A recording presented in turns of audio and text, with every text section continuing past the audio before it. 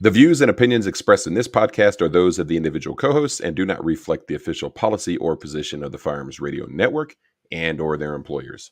Viewer discretion is advised. This is especially true on live shows. If you like what we're doing and would like to help support the show, visit patreon.com/afteractionproject. If you'd like to throw us some free support and appreciation, we would greatly appreciate a 5-star review on iTunes or wherever you're listening to this podcast. Tonight's episode, just like every episode, is brought to you by the Firearms Radio Network. Be sure to check out the other great podcasts on the Firearms Radio Network by visiting firearmsradio.tv.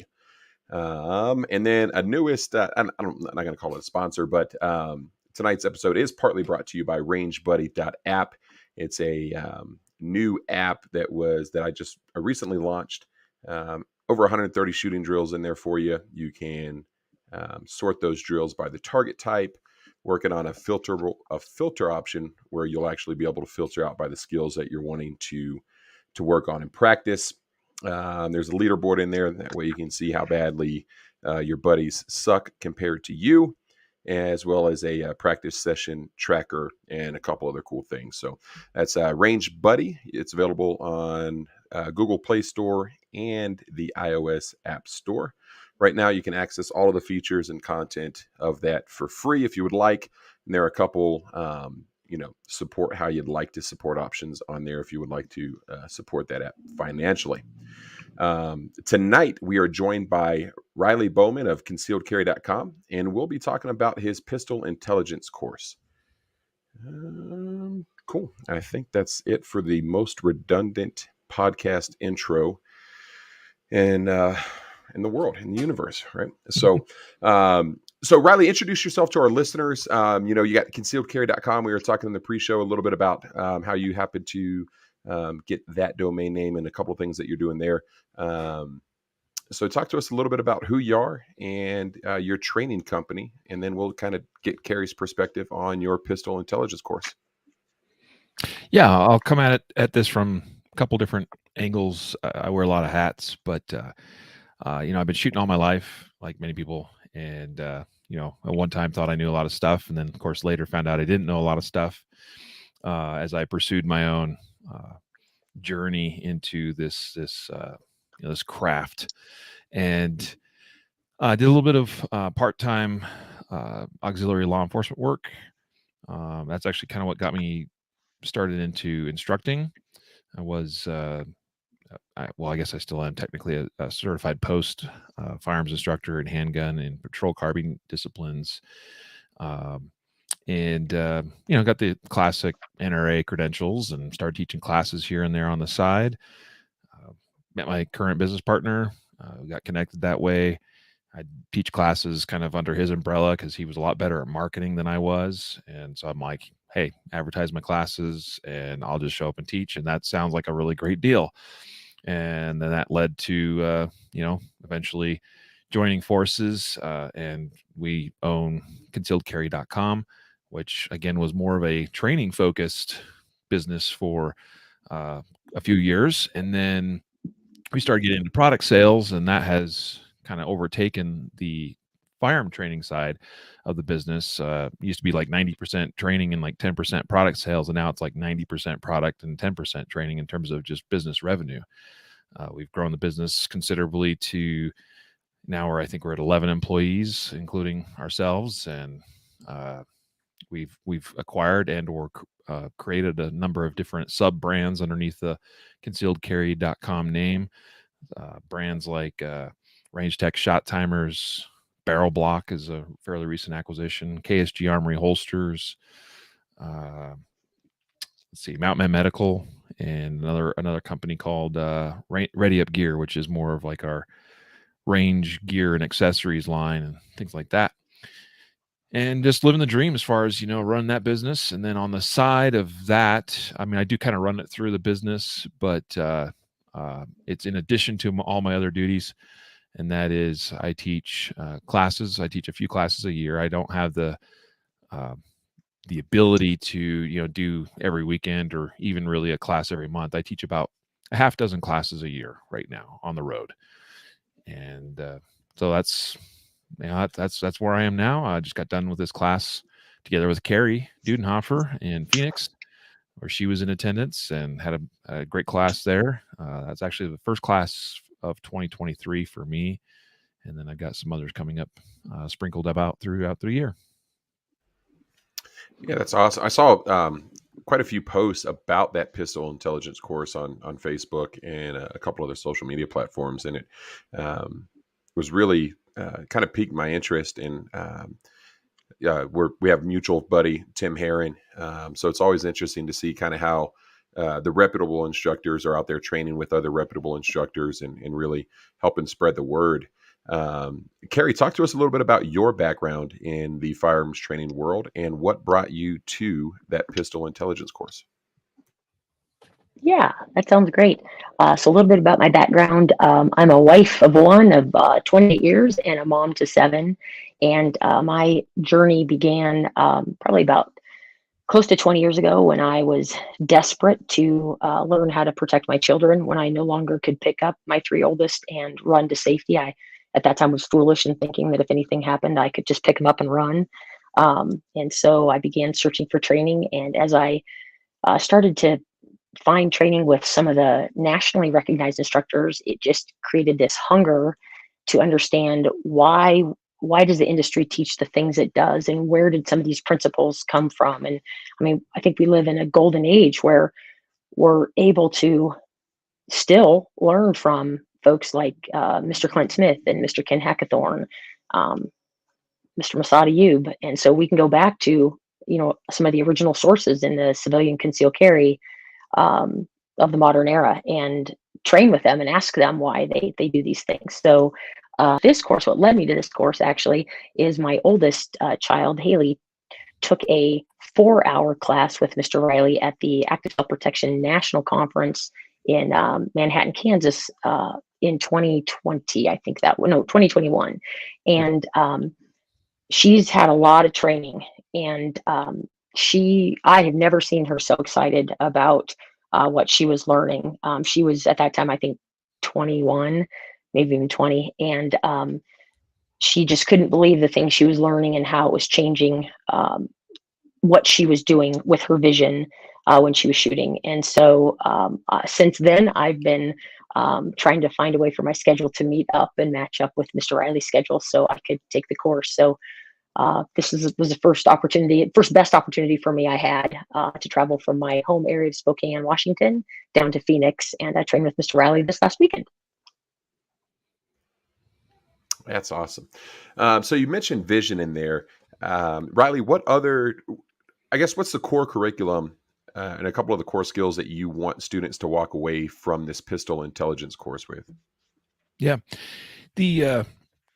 The course is a shooting course. There's nothing that we do at all that's tactics oriented whatsoever. Although I've taught some of those types of classes in the past. A few years ago, I made the determination that, as I wanted to kind of rework my own curriculums, and I didn't know exactly what that was going to look like. So I started putting a lot of thought into it. And ultimately I decided what I most wanted to teach people was shooting and how to do it well and as efficiently as possible. And so I started putting together what ultimately became Pistol Intelligence. The curriculum, I mean, we do cover on the first day, some of your typical things you would expect in a lot of shooting courses, just by nature of, needing to lay the groundwork for those things, such as grip, really a lot of grip. I mean, we want to make sure people know how to grip properly and apply pressures the right way, get the gun to operate, as a gun, not something that they're trying to beat into submission. There's some drills that we do with respect to, my approach with recoil management to try to get them to allow that gun to behave in a neutral and consistent pattern. And we touch on a few other little things, a little bit on trigger manipulation and some concepts with regards to aiming. But ultimately, it's to get like what I mostly need my students to be able to do, especially by the end of day one, is to get the gun to behave in a predictable and consistent fashion, because then that makes the vision piece much easier.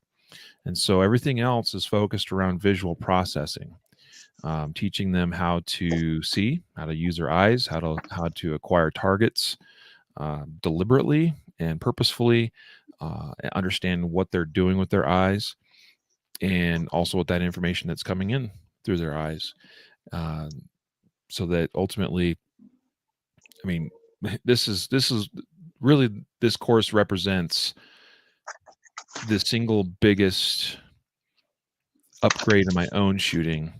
That, as I was kind of struggling along, you kind of have these little, you'd get over a hump and you're like, oh, that's cool, great, I made some progress, and then you kind of get plateaued out for a bit. The visual processing side of shooting made the single biggest transformation for me as a shooter. And so ultimately, that's kind of what Pistol Intelligence ended up becoming, was my attempt to try to share that with others and provide them some tools and some drills and exercises and things to start, figuring that out for themselves. It's not something that comes overnight, but I figure if I can kind of teach them how to fish and then give them the pathway that they can follow to, if they'll apply themselves. And a lot of them figure out a lot of stuff just in class too, but it's all about teaching them how to fish, not just, spoon feeding them fish. And then finally, I have a set of standards that they shoot, and so the rest of the course is kind of built around helping them with the skills that lead to success with performance in those standards. And those standards are pretty simple: accuracy, draw, recoil management. I'm skipping ahead to transitions. There we go. And then throttle control.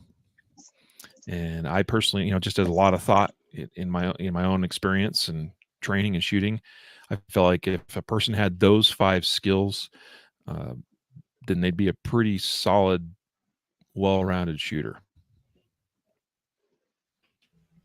I'm going to dive into that a little bit more in just a second. But Carrie, I want to get your perspective. Talk to us about the format. Is it a 1-day, 2-day course?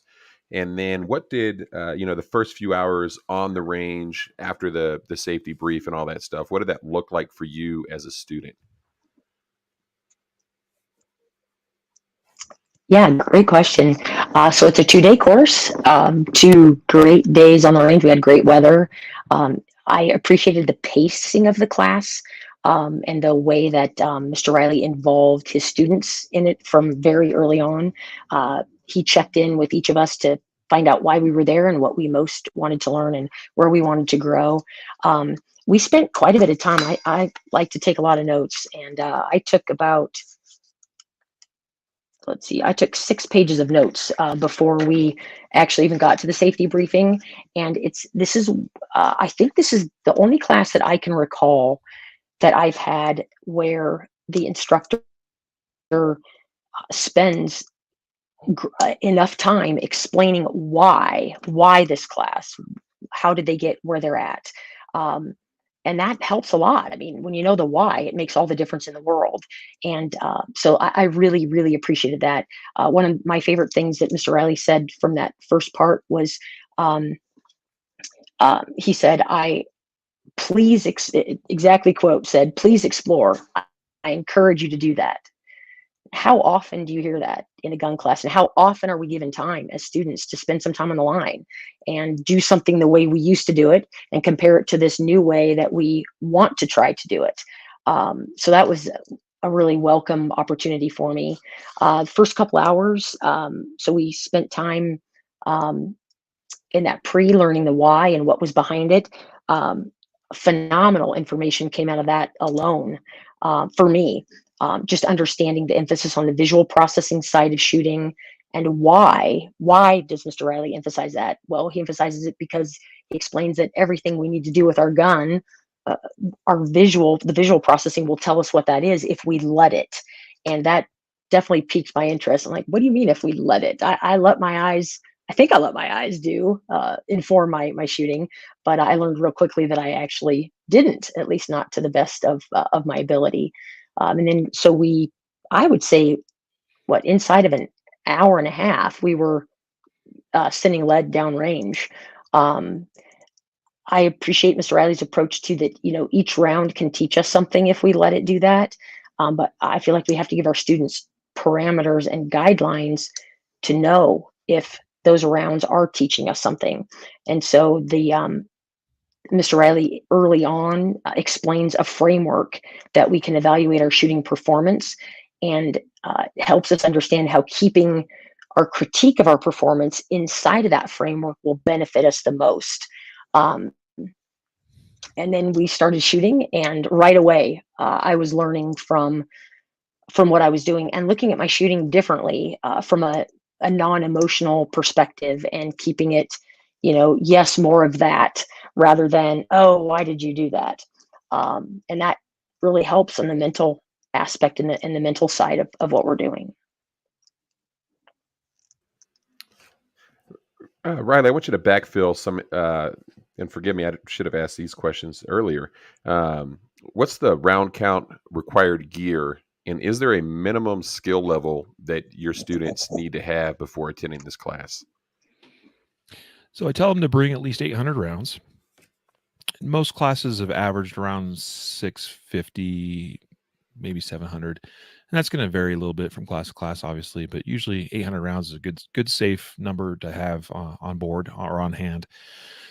Let's see, required gear, nothing terribly crazy. They can run whatever setup they want, as far as they can run a competition rig, a duty rig. They can, run concealed appendix carry behind the hip. I don't care, as long as the holster they're using is safe. And is decent quality gear. It's not gonna fail them during the class. They can run whatever gun they want, although I suggest in my information on the class that probably a single stack micro guns probably not the best thing for success in terms of learning. Or I haven't had anybody take me up yet on shooting a revolver in the class, although they'd certainly be welcome to do so. They'd be doing a lot of reloading. And let's see what else. All the other usual fair type stuff. iPro, Ear Pro. I strongly recommend electronic hearing protection, of course. That's pretty much it. I mean, it's again, it's a shooting course, so it's not like, well, you got to have this thing and that thing because we're going to be doing, running and gunning around the range and doing shoot houses and tactic stuff. No, it's just what you got. We're going to run it, and we're going to teach you how to shoot it. But ideally, like a decent modern semi-automatic double stack pistol is probably about where it's at.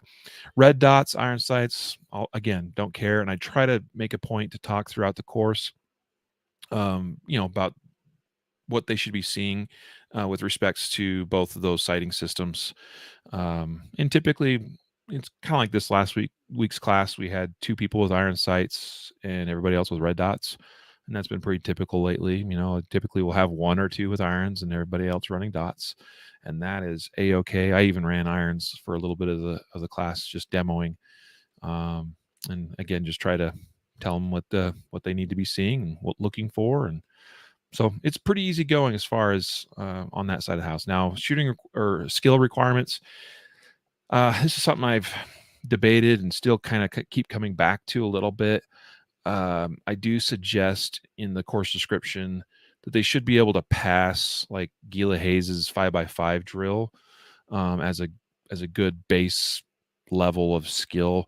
That might suggest they'd be, at least reasonably well suited to take my class. Another alternative, if they're familiar with it, that if they could shoot, I think it's a 90 point plus on the 10-10-10 or the test. They can shoot a 90 plus on that. They're probably, again, in pretty good shape for taking the class. I do think sometimes the way I have that worded on my description probably scares a couple people away, thinking they're not quite ready when in fact they might actually be. But consequently, I also tend to get, a few students here and there that maybe aren't quite ready either. But we get what we get when they show up, and no matter what, we're going to try to help them get through the class. What are some of the common obstacles that you see with students taking this class, specifically with the visual processing? Because I feel like, I've heard Gabe White talk about, how he sees and how he shoots and how that allows him to be as fast and as accurate as he is. And I feel like the concept of visual processing with regards to firearms training is one of those frontiers that's just now starting to be talked about and looked at and really focused in on. So what are you seeing students coming to this class and some of the obstacles that they're having or challenges that they're having to kind of grasp that concept? Yeah, I think a lot of students come in my class having never really thought about how they see and how they process visual information. And because, I mean, for those of us that are fortunate to have been born with eyesight, which fortunately is most of us, it's from birth a very intuitive process of something catches our attention, we look at it, and then we decide in some manner how to act upon that thing that we're looking at. And so, it tends to be very, one of those things that's just from birth almost intuitive. And so I try to get them to really start thinking about how they look at things and what specifically they're looking at, and then put that obviously in the framework of shooting, as far as target, gun, sights. And for most people, they've never really thought about that much or approached it in that manner. And so, getting them to be able to get outside of, more that intuitive level of performance and start actually, like probably one of the biggest things. See, and this is what I've observed, Jeremy, is that a lot of times we take in information, we're looking at something, and we have a fair amount of saccades, or saccadic vision is, we think we're looking at something, but the reality is if we were actually looking at our eyes or had a camera on our eyes, able to track motion precisely, we'd probably actually recognize quite a bit of saccadic motion in our eyes when with respect to shooting. And for maximum processing of information, we have to really be target fixed or have our gaze fixated upon a specific point, especially with respect to shooting, because it's a targeted endeavor.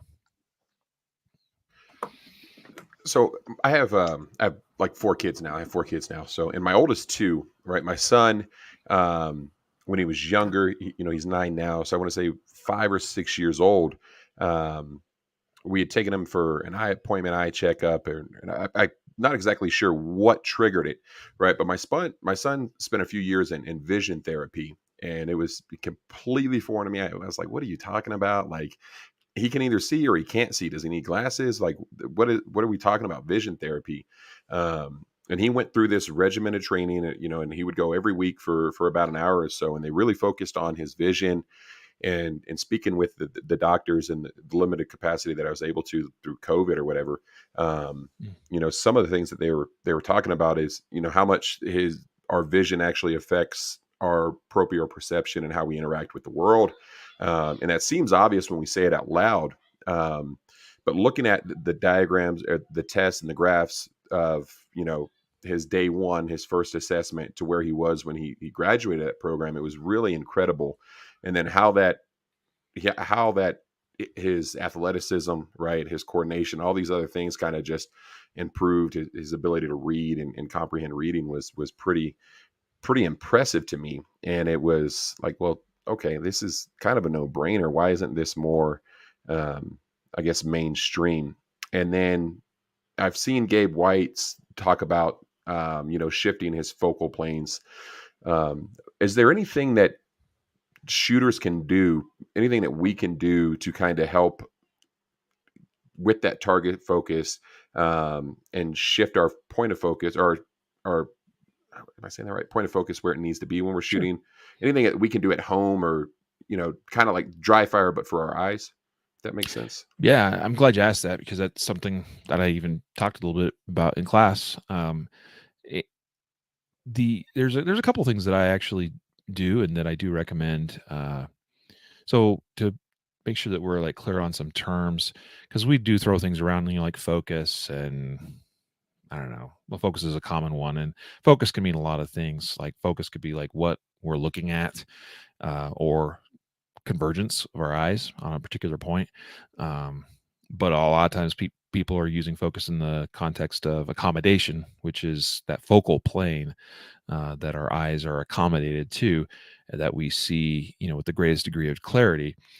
And so one of the examples I give in class, which is kind of interesting maybe to some people, is I play a lot of games. I spend a fair amount of time on the road each year driving, and I was even doing this on my drive back from Phoenix because it's a long drive and I need to stay alert and awake. And when you're on those open roads, and you can do so in a safe manner, I wouldn't recommend this, in downtown, Denver traffic, for instance, like where I live. But out in the open road, I will, whether it's the roadside reflectors or roadside signs, I often, or even other vehicles, maybe they're often, in front of me or in the distance, but I will basically, for my peripheral vision, select an approaching target and then quickly practice to get my eye to that target. And then, and I try to do this with a high degree of awareness. And by that, I mean, I want to be aware of what specifically I'm actually converging my eyes on, and accommodating to, of course, too, as well. And by that, it's like, for instance, like the roadside reflectors, right? A little, like, what, 2.5, 3-inch diameter round reflectors on a metal pole, right? Well, in the center of those is a perfect little target because they've got a little, bolt or screw head or whatever that's holding those on. And so I try really hard to get my eye from one reflector to the next reflector to the next reflector, and not just the reflector, but and seeing it generally, but to get my eye locked on the center of that screw in the middle of that reflector, and just being aware of, hey, am I actually getting locked on that specific target or not? And then sometimes maybe it's like a road sign, where it's like I'll try to get it locked onto whether it's a graphic or if it's a specific word.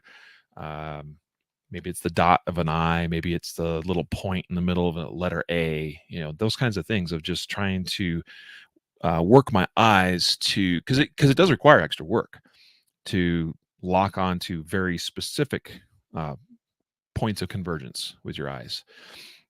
And then I also play some accommodation games too, where whether it's a bug splatter or a crack in your windshield or something, and I'll practice shifting focus from basically like windshield to something off in the distance, or maybe it's windshield and a road sign and then something else, beyond that as well. So you're kind of working both things, where one is working on your ability to get your eyes convergence from point to point to point, and the other is working your accommodation. And I like the windshield because it's there, it's right in front of me, and that's fairly, that's maybe just a little bit beyond arm's length, but that's a fairly close focal distance. And then going to something that's really far away, like that's a good exercise to do. And little stuff like that keeps me occupied as I'm driving those many hundreds or thousands of miles. And I also tell students in class that, and this is more challenging to do, but it's a great practice. But I spend probably these days, honestly, more of my time in dry fire, probably like 70% of my time in dry fire. I don't even have a gun in my hand. And I will, a lot of times, like I've got some sticky notes on the wall right here, and I've got some over on the wall there. I also have some actual targets and like 1/3 scale targets too. But I'll spend time shifting my convergence from sticky note to sticky note to sticky note, and really push myself to try to lock onto the center of that sticky note. And that's harder to do because you don't have like a good reference point, other than because you just see this 3x3-inch, purple or orange or yellow sticky note.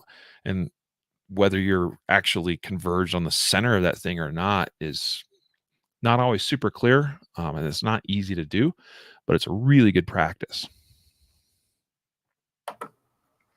Riley, would you say that, so, it's kind of that joke of the movies, aim small, miss small kind of stuff, right? Where you look at, example, like you said, the sticky note. But instead of looking at a sticky note, you're refining your sights into the center of that sticky note. So are you saying that just kind of maybe taking your target and refining it to a more precise point to where you're more accurate, to where you have some more room to play with? Like, for example, let's say an A zone on a USPSA target. If I'm focusing on the actual A in the center of the target, if I'm focusing on that, my shot percentage when I start using, say, speed may get you closer to that. Does that kind of make sense? I absolutely think that it's not just suggested, but it's absolutely essential and critical that, especially at speed, that you get your eye on this on a very specific point of a target. And if you do that and allow the gun and or your hands to come to that point, it will come to that point with greater precision than if you're just sort of looking at that target more generally. Got it. Absolutely. A lot of times, like sometimes we see someone shooting at a target, and like maybe they put 2 or 3 or 4 rounds all kind of clustered together, but it's not necessarily in the center of the target. There's a high degree of probability, assuming their gun is reasonably sighted in and they don't have some other fundamental deficiency. But even then, it's probably a higher degree of likelihood that that's where their eye was on that target at the time they sent those shots, and not something else. Yeah, I think that makes sense to me too. Having the history of shooting low left for a long time, and then working with, we always mention his name, but Tim, working with Tim, getting my grip set and everything. And sometimes I still tend to shoot a little low left, but I almost feel like sometimes I call my shot, I didn't grip the gun, right? But there's sometimes where I almost feel like I shoot low left, and it's almost of like habit of like looking there because I know the bullets used to go there. So I don't know if that's a thing. I want to step back and ask you a quick hitter question, then move over to Carrie. 2 questions for you. Number one is, what's your limit as far as how many students do you have in your class? Do you have a certain set limit of no more than? So I generally limit it to 16 or less. I really like having about 12 in a class. I think 12 is a really great number for me personally. It's easy to work with, and we get a lot done that way. But I am comfortable running this particular class in groups up to 16. And a lot of times we may do that in relays of 8. There may be some exercises we might even break down into relays of 4. And then there's some other shooting exercises that are done, 1 by 1 by 1. Yeah, 16. Nice. I've been watching kind of more, some other instructors, their classes are tending to grow and grow and grow. I just seen a recent like instructor course from a certain individual, and gosh, it looked like there was like 35 students in that class. And I always get a little kind of concerned because, to be honest with you, I don't know about you, Carrie, but I'm a little bit selfish. If I'm going to spend, especially for Jeremy and I, we have to fly everywhere to get a decent course, with the exception of working with Tim. But I'm kind of selfish. And you go on this class and you see this many students, like, man, is he going to really give me some time?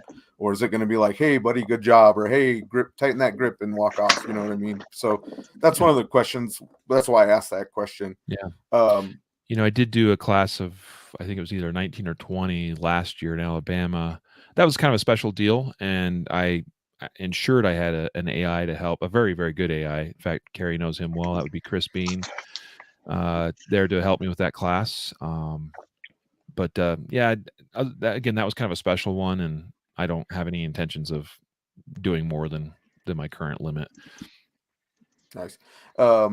Would you say we talked a lot, we're already 35, almost pushing 35 minutes into the podcast, and I feel like we're just getting started, but do you feel like that's what sets you apart from other instructors, focusing on a little bit more detail of the eyes, other than, I'd say Jedi works on red dot and kind of works on grip and his wave technique and stuff like that? Is this kind of your niche? Yeah. As I was reworking my curriculum, I specifically wanted to, I had done a lot of different things through the years as an instructor, and most of that was offering what I would call like standard fare curriculum, like stuff that you would expect. There's a lot of stuff that I learned as being a law enforcement instructor, and it's like the classic curriculum of, well, let's start with stance, and then let's do grip and trigger manipulation and sight alignment and sight picture, and I did some tactics oriented stuff as well. But but there was nothing that I was doing that was truly mine or unique. And I specifically was, that was part of my goal in creating Pistol Intelligence was, well, what is my thing? Not that we have to go and reinvent the wheel or anything, but just like, what is truly my lane, right? Like, I wanted to identify what that is, because there's a lot of great instructors out there, and there's a lot of things I could teach. But then I started looking around. I'm like, well, that guy is way better at that than I ever will be, and that is his lane, and that over there is that person's lane. Well, what's my lane? And so, I'd spent several. This was not something that happened overnight. It was over the course of several years of ultimately putting together what became Pistol Intelligence. And one thing, I think it was somewhat that was something that was kind of this aha moment for me, was kind of comparing the competitive and tactical communities. And on the competitive side, I'd see a lot more talk and discussion about things like vision, and kind of some of those things that I touch on in the visual processing, but very little of that in the tactical side of the house. And ultimately, it kind of came out of a desire. I mean, I want to teach everybody. I don't care if you come from more of a competition focus or a defensive one, but I was like, I think it's really important if those that carry on a daily basis or depend upon a gun use a gun for the, protecting and defending life. Like, that's a big part of their world. Like, having good visual processing and understanding of a situation, of an environment that's unfolding in front of you, being able to process that information, being able to then, once the decision's made, get a gun on target and address it as effectively as possible. Like, that's just not something that's touched on quite as much on the visual processing side, on the tactical side.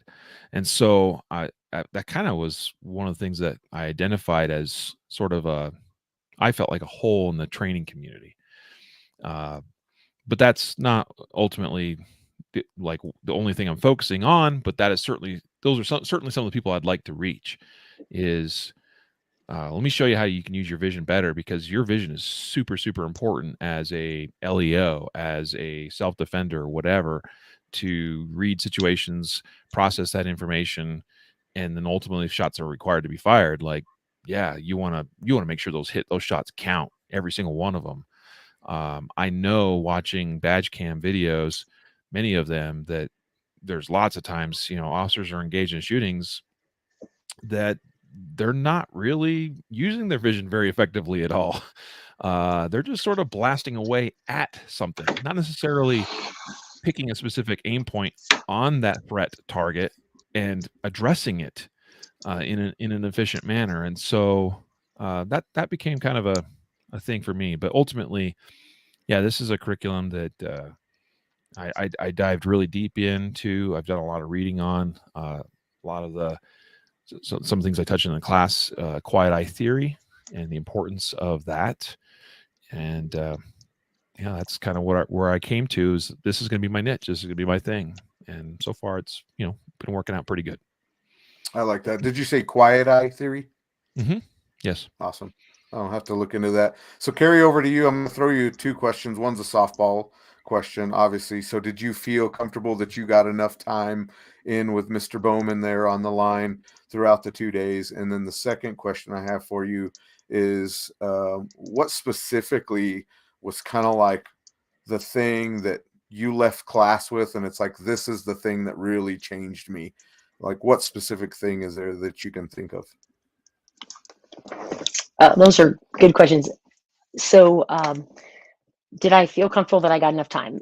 Absolutely, without question. One of the things I find when I train is that often the most advanced shooters are, not that I'm one of them, but usually the most advanced shooters are ignored, or the instructor doesn't have a lot of input for them. And then, or sometimes there'll be one student that they spend an inordinate amount of time with, or a couple students. That was absolutely not the case with this class. We had some super, as my dad would say, high speed, low drag shooters in this class.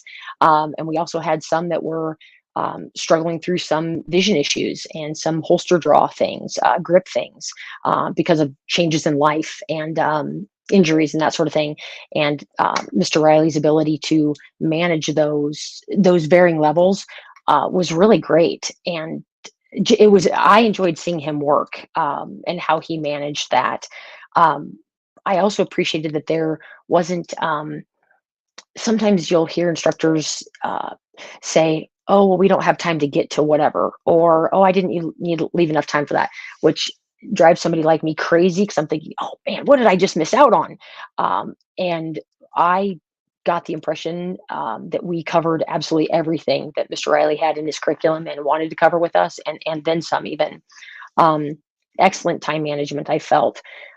You asked what specifically did I leave class with? I couldn't pick just one thing, but I'll mention a couple things here quickly. I appreciated that I'm always looking for things that I can pick up to teach my students, to maximize the growth that I'm able to get with my students. Time is money, right? And I never know if I'm going to get to see them again. And so I want to help them as much as I possibly can. And one of the things I've been working on over the past year or so is trying to figure out the most efficient way to teach my students to call shots as early in their journey as possible. A couple years ago, I learned that I didn't have to work hard to teach people to press the trigger faster. I did have to work really hard to teach them to shoot. Once they could press the trigger fast, I did have to work hard to help them learn how to press the trigger more deliberately so that they could work on precision in a precision environment. So I absolutely loved the ways that Mr. Riley taught us shot calling, and the way he defined it and the way he taught us how to do it.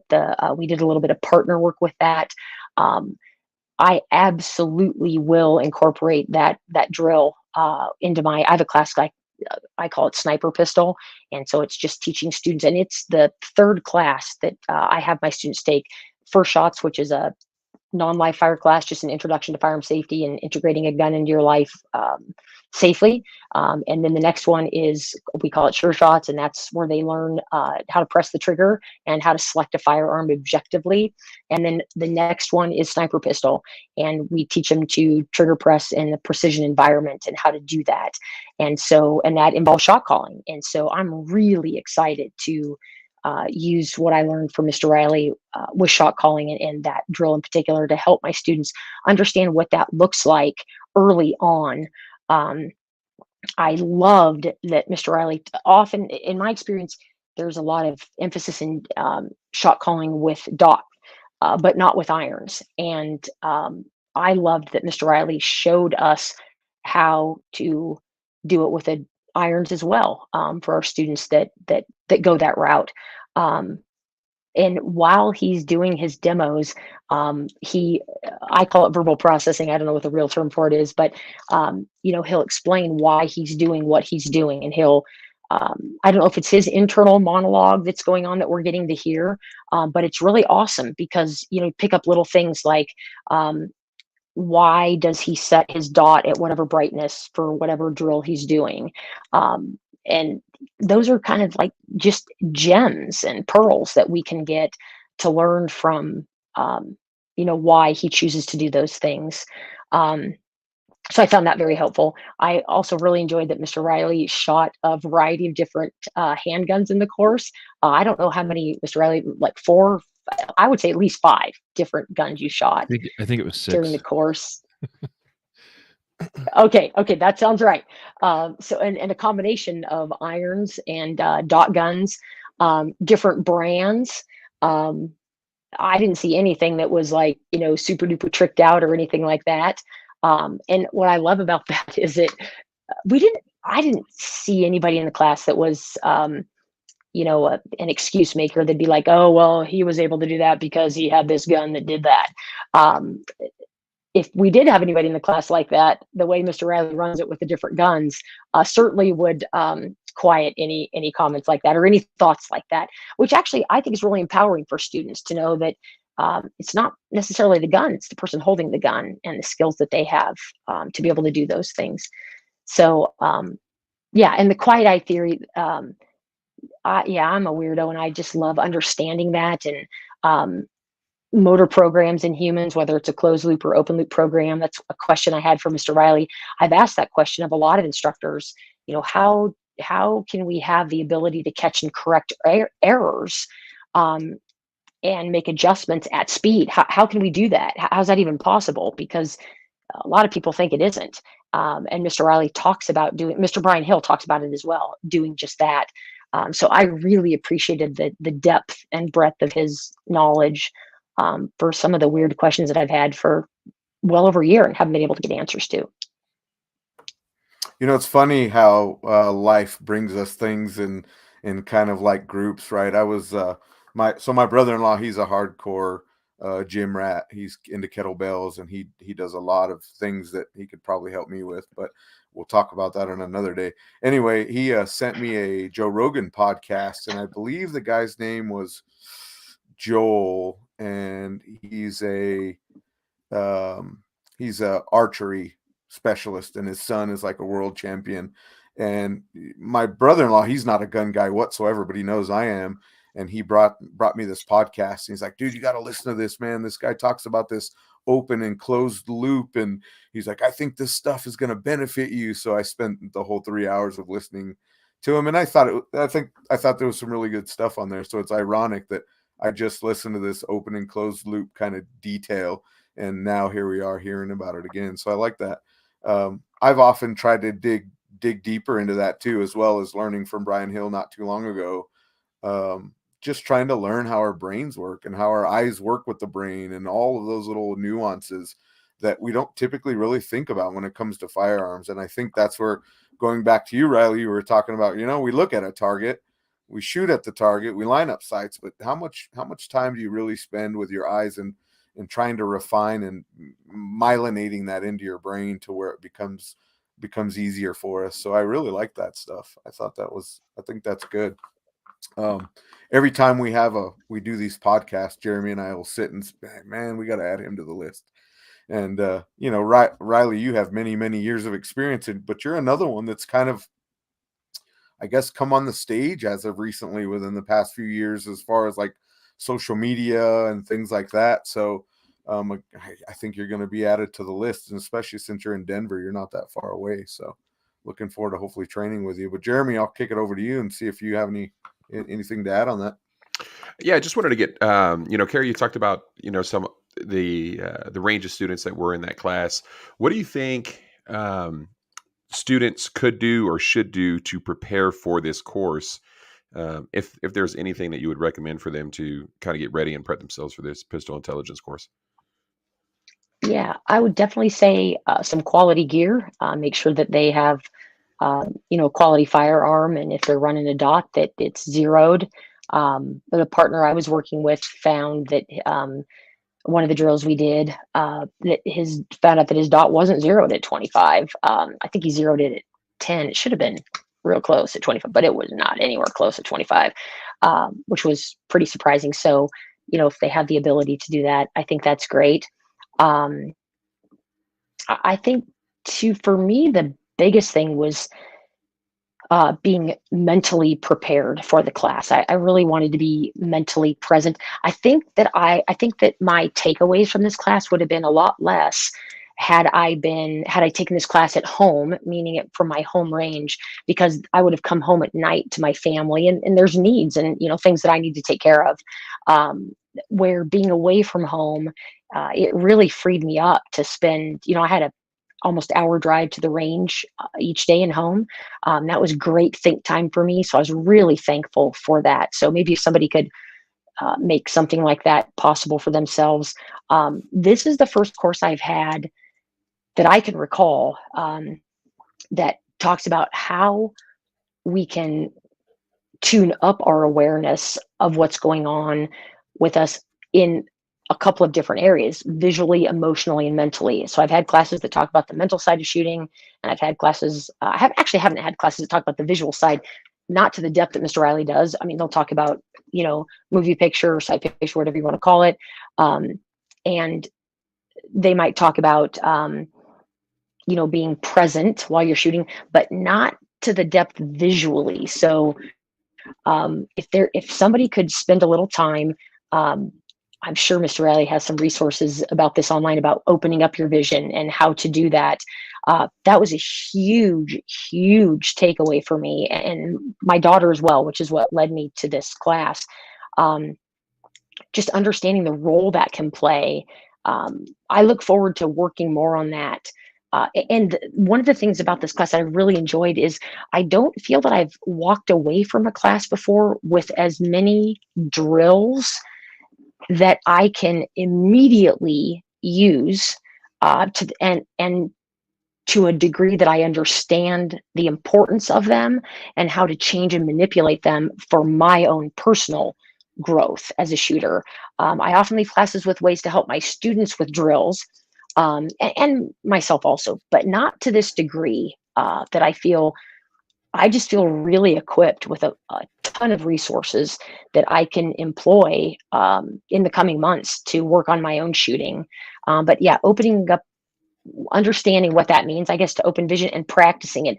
I don't know why I had such a hard time making my eyes do that. I'm sure Mr. Riley knows, or maybe it's probably my messed up mind that does it, but I'm sure there are other people that struggle with that as well.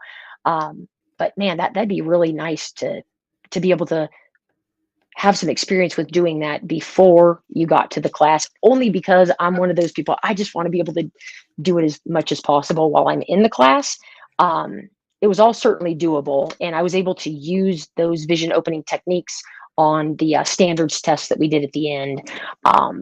It was something I had to work at though. So I think I was hoping that it would be automatic and easy right away. But it will be. I actually, like Mr. Riley said, worked on it while I was on the way home, sitting in the airport, coming home, and on the airplane as well, working on opening my vision and that sort of thing.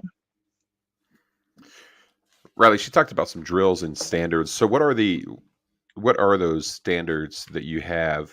And you mentioned a couple drills earlier, but are there any other drills that students could do to kind of prepare or kind of gauge where they're at? Like today, if I want to see, hey, how do I rate myself on, Riley's exit standards? Are there some drills that I could do to kind of see where I'm at? Yeah. Well, I'll explain the standards. They're pretty simple, straightforward right now. It starts with an accuracy standard, which is basically a half test. So your typical 10-10-10 that was popularized by Larry Vickers and Ken Hackathorn. You still do it 10 yards. You're going to have a 5-second par time, and you're going to fire 5 shots. And I do have my students do it from the draw, as opposed. So it's more like the advanced test, as Larry and Ken talk about. So that's the accuracy standard, and really, where you really want to be is probably scoring about a 45 or better on that particular standard. So you can drop, a couple of 9s, maybe an 8 or 2. And they're shooting it on my target of my design, which is the Pistol IQ target, which has an NRA B8 bullseye over the left shoulder of the main part of the target. So let's shoot it on that. Anything outside the 8 ring is a no score. Everything else gets scored as as far as their typical points, 10, 9, 8 points, etc. After the accuracy standard, we do a draw and fire 2 at a zone at 7 yards. And so I like doing draw and fire 2, although it's kind of fun. I'll just tell you, originally it was just a draw and fire 1, which like so many people do. And because I didn't know exactly where I was going to land with these 5 drills that make up my standards. And at the end of the day, I had a 24 round course of fire.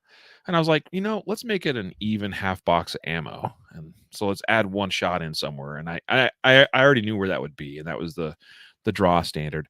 And I like drawing and firing 2 because, well, you can get lucky with 1, but usually you don't get lucky with 2 unless you have solid fundamentals, right? You got to have a good grip dialed in and everything. You just can't get lazy with that stuff. So got to keep yourself honest, draw and fire 2 shots, keep them in an A zone at 7 yards. Then the recoil standard is a bill drill, 6 shots, A zone, 7 yards. And then the next drill is a transition standard, as I call it, which is, it's basically borrowed from Blake Miguez's Blake drill, which is traditionally done at, I think, 5 yards actually, but we do it at 7 yards. The Blake drill is done usually with 3 targets, 3 USPSA targets, and the whole concept of a Blake drill was, can you shoot 2 rounds on each of 3 targets in the same time frame as you can a bill drill on 1 target, right? So you do a bill drill on 1 target, let's say it's 2 seconds, you get it done. Well, in a perfect world, you would do a Blake drill where you're firing 2, 2, and 2 on 3 different targets in basically 2 seconds. Really teaches you to tighten up and shorten up those transitions, which is where a lot of people have huge opportunities for performance gains, is in transitions, not splits. So, and then we do a throttle control standard, which I used to have to set up where we would do, a target at like 7 yards, and then a target we'd actually do it at 7 yards, 14 yards, and 21 yards. And then I came up with the idea of, well, let's do a zone at 7 yards, a full A zone, and then let's do a 3x5 card, which coincidentally is just, if it was a little bit taller, it would be perfect. If it was 3x5.5, it would be exactly half an A zone, but it's close enough. So there's a 3x5 card, and then a business card, which is almost exactly 1/3 scale of a A zone at 7 yards. And so I'd set those up on a single target, and then eventually we came out with the Pistol IQ target, which has everything right on one piece of paper, which is nice and convenient. But the throttle standard is kind of like the transition standard. I should have mentioned that the way it's shot on my current target is you have 2 lower A zones, and you start on one side, you shoot 2, then you shoot 2 on the other A zone, and then you go back to the one you started on. So you get the same effect as if you were shooting across, 3 different targets. It's still 2 transitions, 6 shots. The throttle standard, you're shooting at a simulated 7, 14, and 21 yard distance A zones, 2 rounds each. They can shoot them in any order they want. And then, we take all the times. I actually do some hit factor scoring in there. And then through testing and having a bunch of people of known skill levels shoot by standards, I came up with a scoring standard along with breakdowns into basically, I didn't know what to call them for a long time, but I just settled on something that I thought, people know kind of generally what these mean, especially if they shoot competitively. But we have a Grandmaster score, a Master Class score, A, B, C, and D class scoring for those standards. Coincidentally, a score of 100 is right in the middle of C class, which is, by the way, I mean, anyone that's listening, it's a C class shooter. C class shooters are no joke. I mean, there's certainly way higher levels in the form of, master class and grandmaster shooters, but C class shooters are already leaps and bounds ahead of where most normal human beings live with respect to pistol shooting, especially. And a C class shooter in the traditional sense, in like USPSA classifications, is basically 50% of what a grandmaster can do. Right. And so a score of 100 is what I suggest as, hey, if you can achieve 100 on my standards, that's, for some people, if you have other disciplines you want to focus on, such as combatives and, force on force and things of that nature, and you're kind of like trying to figure out, where should I spend my time? If you can shoot 100 on my standards, you're absolutely at a point where you could probably go and focus on other skills. Now, if you want to pursue, greatness in pistol manipulations and shooting, well, you're welcome to go above and beyond that. But I encourage all my students to strive to, whether they achieve it. And I think most of my students get about 100 or close to 100 in over the course of the weekend of a course. Some are close, and I definitely encourage them to revisit those standards again and again, and see how they improve. Because I think that the standards do measure pretty consistently from what I've seen, and I think that they are a pretty good measure of performance overall. I know I've been going for a while, but I'll just throw a couple other things out there just to mention them. I do have some interesting drills of my own in the overall curriculum to help drive home, especially on the visual processing side of things. I have a drill that I came up with that I call Build Drill Till You Spill. I like that name because it has a lot of rhyming words in it. Although John Correa suggested I just call it the Spill Drill, which is also not bad. But I kind of like Build Drill Till You Spill. And what it is, it's really a shot calling at speed exercise where the whole goal of the drill is to push yourself to failure and then basically call your first miss outside of an A zone. And I think that's a pretty good one that you can spend some valuable time doing that drill and really learning a lot about shot calling at speed. Another drill I do, and that one's purely like if there's anything in this curriculum, it's mine. Like that drill's mine. There's a lot of other things that I will attribute to other people and give credit elsewhere. Even the awareness drill that I do, that I think Carrie kind of referenced a little bit. I know I've heard a few of the other instructors that do something similar, although I've never seen it or experienced how they do it firsthand. But I started playing around with something one day, and for me, it was all about opening up my level of visual awareness while I shot at a target, and then bringing myself back into the gun while trying to maintain that awareness. And what I learned from that was pretty profound for me at the time, and most students come out of my class saying they learned something significant from that drill.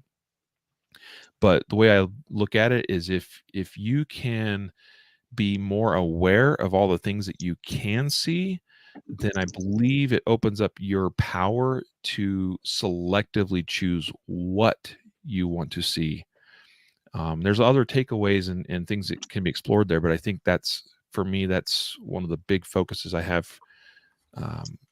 as an objective for my students is I want them to be able to be more selective in what they see. And so I think that awareness drill helps them to start to figure that out. And a little shill for Riley already at RileyBowman.com. You can find those pistol IQ standards. I was just kind of looking at those over when he was talking about them. So I thought that's pretty nice to have those drills. Riley, do you have any stuff to, let's say, cheat for somebody that wants to take your course? Like Carrie mentioned earlier, just kind of having some preparatory mind of working on eyes and all that and what to expect into your course. Do you have some YouTube videos that you cover that or anything on the website? I'm glad Carrie mentioned that because that is something that I am planning on rolling out. The sooner the better. Just one of those things I have to nail down. But I do have a number of resources that are bookmarked and saved and whatnot, that are available online. That I need to go through all of those and selectively choose some that I think would be most beneficial for attendees of my class, and basically put those together in kind of a package for them to be able to review, and also probably some videos, some little 3 to 5 minute videos that I might film and put together as part of that package as well, as sort of a prep for class. Yeah, absolutely. So I'm glad she pointed that out. It's been on my mind. It's been something I've been considering adding as part of that pre-class packet of information. So I'll continue to work on that, Carrie. Can I just mention why that was so mind-blowing to me, just in case anybody's wondering? So Mr. Riley will be able to articulate this far better than I can, but learning to open up my vision, first of all, I didn't know that it could be closed. So the fact that it could be opened up, and the way Mr. Riley talks you through it, you can instantly see what he's talking about. And I can't believe I've lived this long on this earth and never realized that that's the case. But what was so actually earth shattering for me is to realize that if I would stay with open vision, force myself to do that, I think it was at 10 yards we were shooting that drill, that rather than, keeping shots in a 2-inch square, rounds were going through the same hole with less effort than I have ever put in to shooting like that. The more open my vision was and the more relaxed I was, the easier it was to shoot. And I mean, I didn't believe it. I was like, what is going on? So I shot a bunch of extra rounds just to make sure. And that is exactly the way it was. So that's why that was just so mind blowing. Especially, I mean, the class I teach, sniper pistol, for crying out loud. The fact that I never knew that I haven't been teaching that to my students, how shameful. And I can't wait to share that with them, because it'll just make things so much easier for them and allow them to get greater gains earlier. We had a question from Christopher. He wants to know, what if you're perfect on the bill drill till you spill and you just run out of ammo? I think the answer is more mags, but what's your take on that? Got to make it more harder. I do talk about that in class. I usually have my class do it from 10 yards because I found that that's about the right distance for my average student. That because you want to make that. You want to make it's a USPSA A zone. You want to make the distance just hard enough that it's going to encourage, because the whole point is to push yourself to a point of failure, but without necessarily expending a ton of ammo, right? So if I was, for me, doing it at like 7 yards is way too easy, because I shoot bill drills at 7 yards all day long, and I mean, that's kind of like my thing. And I have students in my classes that are kind of in that same, category of skill. And so it's like, no, you got to go, like for me, I typically do it personally at 13, maybe 15 yards, so that it's challenging enough. Most people that are of an intermediate skill level probably want to do it at about 10 yards. And then I explain that there's probably some of you in my class, and we had 1 or 2 of these in this last week's class, that they probably want to do that drill at 5 or maybe 7 yards. And that's the nice thing, is it can be scaled to whatever, shooting skill level is appropriate for the individual. So Chris, if you're running perfect on that and running out of ammo, you got to make it more harder. You got to go back to 12, 15, maybe for you, maybe 20 yards. I'm terrible at the freaking bill drill, man. Absolutely awful at it. And I think it's, my vision. I think vision is one of my, I think it's probably my biggest limiting factor. And it's just because I haven't spent any time into it. It's one of those things where, for me, it's this kind of abstract thought and idea, only because I haven't really sought out the information or the training that I need for that. I'm glad Jeremy finally admits it's him, because I reload ammo for both of us, and he always blames my ammo, and I don't know why. Because my ammo works fine in my guns. I'm just saying, I don't know. So I'm gonna make sure that bore sight barrel on my gun, and I've had nothing but freaking failure to chambers or rejects with your freaking ammo. I'm not shooting your crap in Tim's class this weekend either, man. Just want to let you know that right now.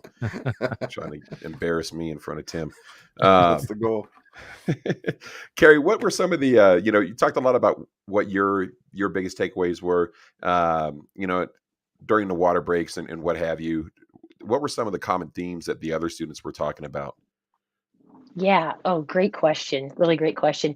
So this was a particularly neat class for me because I got to take a class with folks that I get to work with and folks that I highly respect. And so I hold their opinion very highly. And just to be able to run things by each other. And there were a couple times where I was really thankful that their minds were just as blown as mine. Because it was just some pretty startling stuff that we were noticing. So a lot of common themes that we were finding and experiencing, things like, why why hasn't anybody talked about this? Or why haven't I thought about these things? One of the things I particularly appreciated, and several co-students did as well, is Mr. Riley does a nice job of talking about the why, always talking about the why, and not just bringing up a topic and mentioning it, but taking a minute or two to discuss it, not to such a depth that it, is crazy and your eyes roll back in your head, but stuff you can actually use. And he talked about acknowledging negative thought, or how do you deal with negative thoughts. I've never experienced, and I'm sure I've been to classes where they talked about it. At least I'm guessing so. I probably just didn't pay attention to it. The way that Mr. Riley talks about it is so understandable and relatable to me. So how do you actually deal with negative thoughts while you're shooting, and why we need to be able to deal with them, and what can happen if we don't. Also, several of us in attendance have taken the certified force science analysts, and it's in that class where they talk about open loop and closed loop motor programs. And so when Mr. Riley was talking about feedback loops, and there were several of us that were wondering how what he was talking about related to what our understanding of open and closed loop motor programs was in the context of Force Science Institute.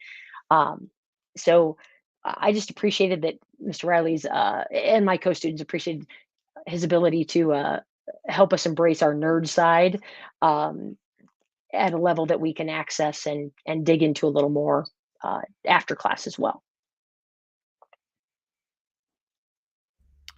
That's awesome. I was just trying to see, because I feel like I have the Pistol IQ standards in the RangeBuddy app, but I can't. I was trying to find them real quick because I was going to ask you, is that all shot on the Pistol IQ target? Well, that's the easy way of doing it, but it can absolutely be set up with readily available targets, which was something that was important to me from the beginning.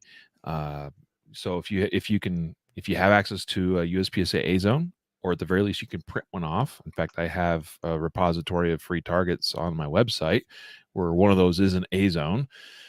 And then, so as long as you can have or print an NRA B8, a USPSA A zone, and you'd print a couple of those. You need like 3 of those, a B8, and a 3x5 card and a business card. And so like I said, I wanted all those things to be, here's a business card, for instance, right? Everybody's got business cards laying around, probably piles of them they don't need or use anymore. So index card, business card, USPSA A zones, and B8s. And there's instructions on my site for how to set those up in the proper spacing, if you will, between targets. So I wanted it to be something that could be shot equally well on an outdoor or indoor range, because there's always some of those drills that are like, well, that'd be great if I had access to an outdoor range. Yeah, if everybody had access to an outdoor range, that'd be awesome. I just threw a link to the Pistol IQ standards on your website into the comments anywhere that we're broadcasting to right now, and then we'll include that in the show notes for the folks. And on your website for so when you went over that drill, it's like, hey man, how do I keep track of all this stuff? At that link, you have your Pistol IQ standards. It's basically a 1-sheet explanation. You can run your scores and your times in there. Tells you how to figure it out. So it makes it simple enough for a dumb gun dude like myself to be able to actually run that and figure out how well I did on there. So make sure you guys check that out in the comments below, and then or the show notes if you're listening to this later. Cool. Hey Riley. Real quick, I'm going to pick on you because I'm on your website right now and I'm trying to find the printable targets. Where would I find those? So those are actually on the concealedcarry.com site. And if you go to concealedcarry.com/print targets, you'll see there's quite a few. There's probably like 20 some odd. Some stuff that are known targets that people will know and recognize, and other things that were just sort of random things I came up with. And there's also some dry fire targets. Like you'll see there's some 1/3 scale, USPSA, IPSC, IDPA, even a USPSA no shoot target. So, these are some of the same things that I print off at home and, stick up on the walls around the house for dry fire purposes. Yeah, I was looking on your website as you were talking. I'm like, I can't find these targets anywhere. And then I saw the little red banner on the top, looking for targets, click here. So then I found that. So pretty cool. Carrie, I'm going to pass over to you one more time. You mentioned you're an instructor, so we would like to know where to find you as well if I wanted to come get some instruction from you, ma'am. Oh, thank you. So I have a training company. I'm narcissistic, so it's carryconcealed.com. My first name is spelled Kaery. Thanks, mom and dad. And so carryconcealed.com. And so I offer classes in and around, pretty much Washington, Idaho as well, sometimes into Oregon. And then I also have the privilege of helping out with the active self-protection instructor certification program. And so I do some teaching through that as well. So you can find me there also. Very cool. Riley, where can we find you? So my personal training website's RileyBowman.com, but I also have another link that redirects over there, which is probably easier to remember, which is LearnTrainShoot.com. And then my day-to-day business is found at ConcealedCarry.com. Awesome. I have links to the ConcealedCarry.com, the free targets. The USPSA A-Zone target, it is incredible that is not the go-to target, right? Because I got a bunch of USPSA targets that we haul out to the range. And I'm like, man, I could just print a bunch of these off and not even have to worry about hauling that cardboard stuff out there. So looks like there's quite a few. Totally free. Awesome. And as long as you set your printer settings to 100% scale, then it'll come out, to the proper scale. That's awesome. Yep. Good deal. So we usually like to wrap up with any parting advice that you guys have. So any last piece of advice that you have for our folks, our listeners. And Carrie, we'll kick it off with you. Yeah. So my advice would say, I would encourage you to take this class from Mr. Riley. It's available. The material is accessible to pretty much any level of shooter. I think as long as they can draw safely from holster and get good hits on target, it's definitely available for them. And the reason I say that is because for me, I spent a lot of time thinking about this on the late plane ride home last night. For me, this is the class I would say I feel the most equipped after taking this class to come home and develop for myself a program that I can work on to grow as a shooter and improve as a shooter. Not just drills, but also, like Mr. Riley talked about, dry fire training vision. My poor kids, I wish somebody would have told me when I was young to enjoy the ability to see something far away and close up in perfect focus at the same time. So my poor kids, I tell them, enjoy your ability to see your fingernails when they're close to your face, and enjoy the ability to look at the mountains a second later. The ability to work on our vision and understanding how that works together and why that's so important. I just thought it was a super fun class. Accessible curriculum. Also, one of the things that's super important to me as an instructor is the ability to, I'm always looking for classes where I can send my students and know that they'll be treated kindly and respectfully, and that they won't feel uncomfortable or awkward, regardless of gender. And without question, I can say that that's the case about this class. I would have no reservation or hesitation whatsoever.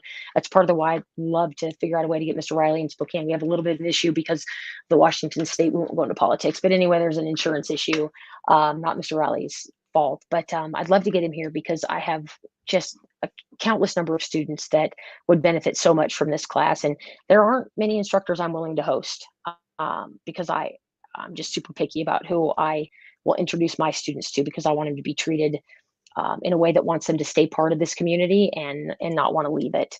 And then I guess the last little bit I would say is, if you have questions about why this, why that, why do we grip the gun this way, why do we hold the gun this way, why do we shoot these drills, how can I grow, I would encourage this class for that.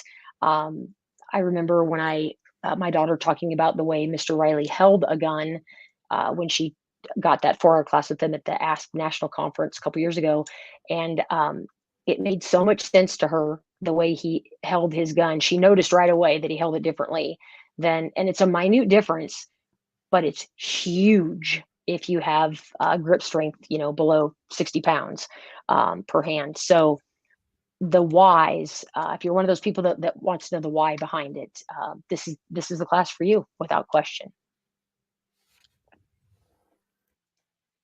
I appreciate that.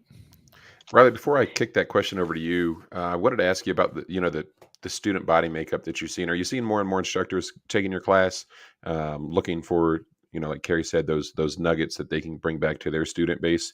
Or is it still a pretty even mix of, I guess, end users and instructors? Yeah, they're all trying to steal my curriculum, which, by the way, I encourage. I am not. And so I'm throwing that out there right now on this podcast to say, like, come steal away. Seriously, I'm not that married to it, and I can only do 6 classes a year. So, steal away, go do the thing. I'm also fairly convinced that not everyone can deliver my curriculum as effectively as I can deliver my curriculum. And so, yeah, do your thing, and that's all good. But I love having other instructors in my class. I would say that there's definitely been some outliers. Some classes have been a little bit more heavier on just, pure students. But overall, in this last week, we had probably 70% of them were actually instructors of some sort. I'd say overall, through all the pistol IQ classes I've taught, I've probably had at least 45 to 50% of them are instructors, which is great. It actually gives me a little bit more confidence in being able to run some of those classes. And I'm not always able to have an AI available or to pay for one. And so, knowing like this one, I didn't even worry about in the slightest because I knew a little bit of who all was going to be there. And I'm like, I got plenty of like little helpers that are going to be keeping an eye on things for, the unknowns, if you will. Yeah, that's been kind of the makeup.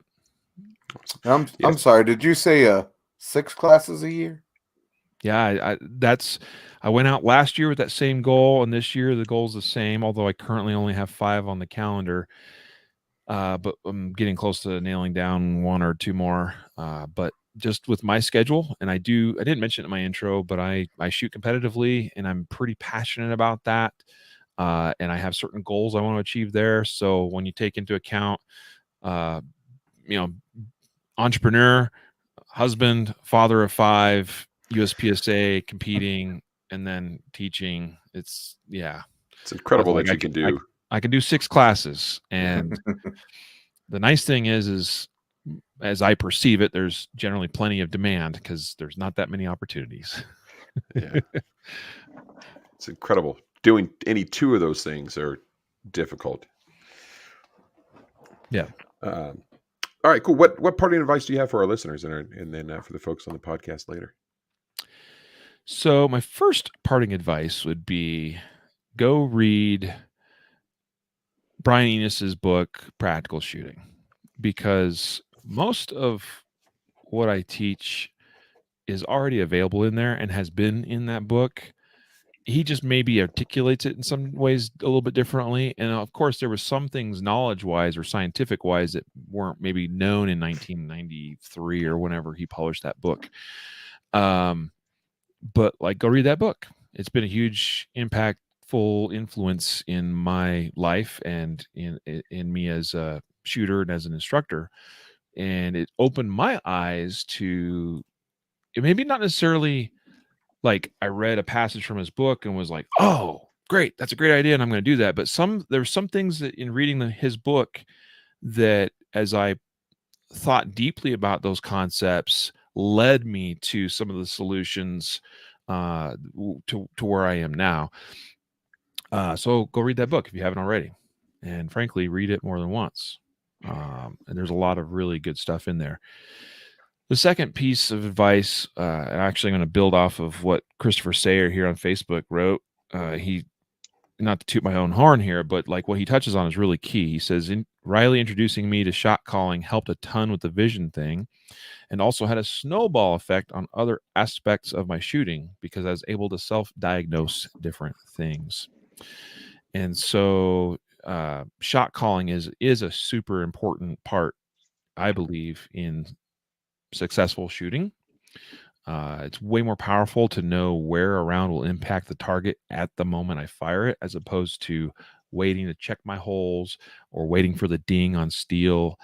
And because if I'm actually visually tuned in or visually aware to the point that I need to be to actually call shots, then I'm paying attention to all the right things that will tell me precisely the story that is right in front of my face in the form of hands, gun, sights, and target.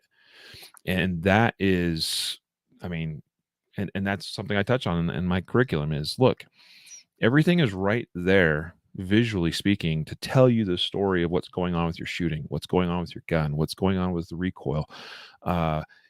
If you pay attention and if you allow that stuff to teach you, and part of it is stuff I teach to teach you how to interpret that information better, then that's part of that teaching them to fish, not just giving them the fish. Because now I'd like to think that my students are set up a little bit better to now go forth and continue to teach themselves how to shoot better and better and better, because of that visual information that's available to them. So I would encourage you to explore visual concepts, to think about it, to experiment, and to try it. Like, if you can't get in the class with me, like, start reading about this stuff, start researching it, start just thinking deeply about your own shooting. And the best question to ask yourself is, what can I see with every shot that's fired? What can I see?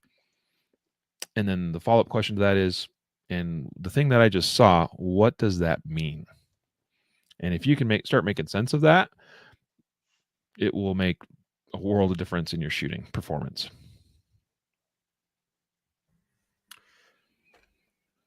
What and I apologize, I know that's usually when we do the outro and stuff, but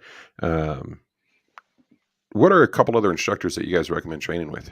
If there's instructors that you had a free weekend available and had a class lined up with your schedule, who would you go train with? Who should your students go train with? Well, I first and foremost, name that pops into my mind is Tim Herron, my good friend and phenomenal shooter and phenomenal instructor. I mean, and I've had the privilege of attending his class and had the privilege of AIing for him a month or so ago, and just always a pleasure to watch him work the range and a class. Yeah, he's doing phenomenal work. Carrie, I know right here, is an amazing instructor. I've seen her work, and one of her secret weapons is her level of enthusiasm and energy, which no matter who you are, you will have fun spending time with Carrie and training with her. I know he's watching tonight. Christopher Bean, another good friend of mine, and one of the best diagnosticians with respect to shooting that I know, and does also amazing work. I will say, honestly, one of the classes, and this may come as a surprise perhaps to some people knowing me, but because it was only, let's see, three-ish, maybe 3+, I can't remember now, like 3 years or so ago, I attended a Modern Samurai Project class with Scott Jadlinski, and for me at that time, and I think it's just because you know how there's different times in your life where you're just more ready for certain things. And it wasn't necessarily all the exact things that Scott said in the class, but what it made me think about, and the fact that I think I was ready to receive certain pieces of information or concepts at that time. And, you know, I think everyone could benefit from taking a class from Scott Jelinski. There's so many other good ones.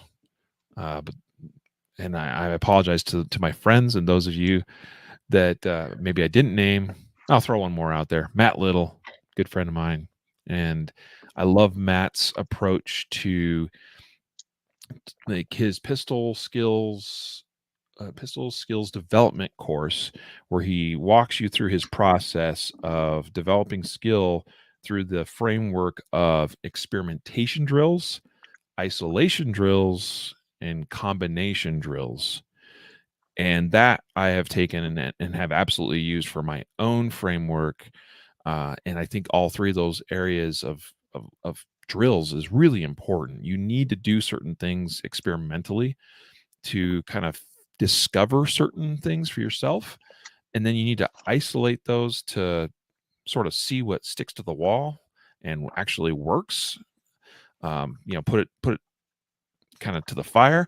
But then also you need to take those skills and then run them through other drills in combination with other things, so that you see that they continue to hold water, even when you're combining, a much greater level of complexity. And so that framework, that's a fabulous way of developing skill. And I've absolutely stolen and implemented that myself. And training and getting that firsthand from Matt Little is absolutely worthwhile. That's a great list. You're up, Carrie. Who Okay, should your students so train with? yeah, so I'll just tell you who I recommend they do train with. So anybody I'm willing to host is who I recommend my students train with. Not to speak ill of anybody else. It's just these are folks that I vetted and trust. And what I'm looking for my students is the best use of their time and money, and where are they going to get the most benefit out of the essential knowledge and skills that they're going to need to be able to protect themselves and those they love. So no particular order, I would say Mr. Brian Hill. He's one of the best kept secrets in the training. He's not a secret anymore, though. Same with Mr. Riley. Mr. Riley is the same exact thing. So Mr. Brian Hill, Mr. Riley, Chris Bean, who Mr. Riley mentioned. Talk about a heart for people and his ability to help people. Like, talk about moving the mark, to be able to go from here to here in a very short period of time is absolutely phenomenal. His ability to connect with people. And then the other folks that I host regularly is the folks at Active Self-Protection, and their emphasis on evidence-based training, not what we've always done, but what we know we need to train people to do based on evidence. That's the key for my students and for myself, to be honest. So that's where I send my people. Those are the folks that I willingly host. I say I willingly host Mr. Riley if we can figure out a way to get him to here. I think I have an idea on that, though. But anyway, so yeah, without question. Awesome. Anthony just gave Chris a shout out, the man, the myth, the legend. So, and we're just hopefully stealing some great instructors to have on the podcast. When we started this thing a few years ago, I had a list. It's just like when I got into the firearms training industry, and when I started shooting, had a list of people that I thought I should seek out their training, and that list went from a lot of people to a very small group of people. And then when I really started looking at those people and some of the things that they were saying, but more importantly, the things that their students were saying, and then some of the crossover instructors that their students had in common, it's kind of widened that net out, and to where, kind of like you said, Carrie, where Brian Hill is one of the, the best kept secrets. Riley's one of the best kept secrets. I think those folks are really starting to kind of be recognized for the value that they're bringing. And it's largely through, just peer review, right? The instructors training with other instructors. AJ Zito's at near the top of that list as well, right? And it's a lot of these where in a few years, these instructors are going to be selling out, and it's going to be very difficult to get in and train with them. Andy had the pleasure of attending the Quest last year.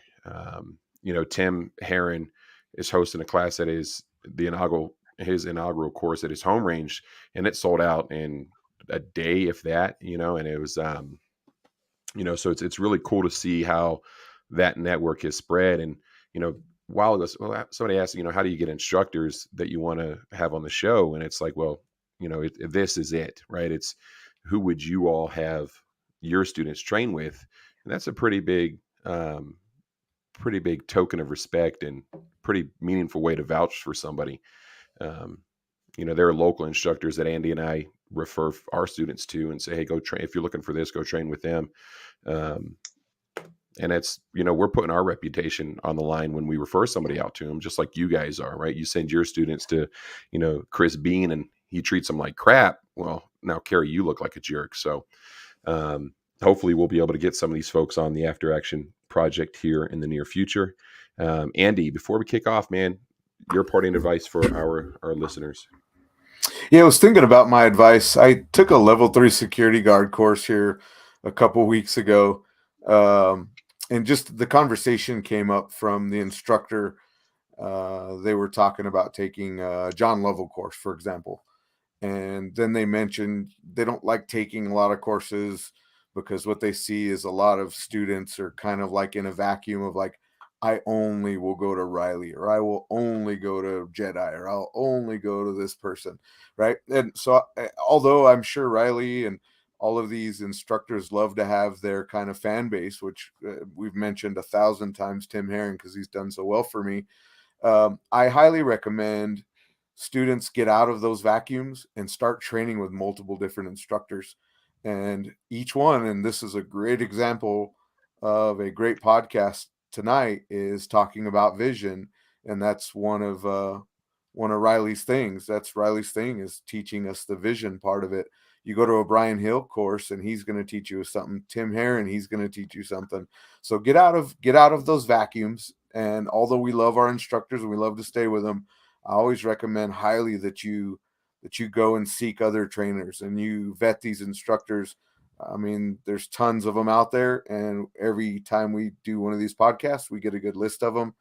Get out there and train, take a course, quit sitting on your butt, and become one of those C-class shooters that Riley mentioned. Oftentimes, I'll go and compete, right? And I'm not a competitor, but this year is my goal to get out there as much as possible and become a better competitor. And so I'm usually about the middle of the list as far as, being good and being more gooder. But we always have to remember, if anybody's competing, if anybody's taking a course, that's indeed better than probably 96% of gun owners out there in America. So get off your butt and go do some training. Awesome. Great advice. Remember, it's your life. It's your safety and protection. It's your responsibility. You guys stay safe. We'll see you next week. Before we get off, who are the instructors that you guys want to train with? No, I'm just playing. We'll see.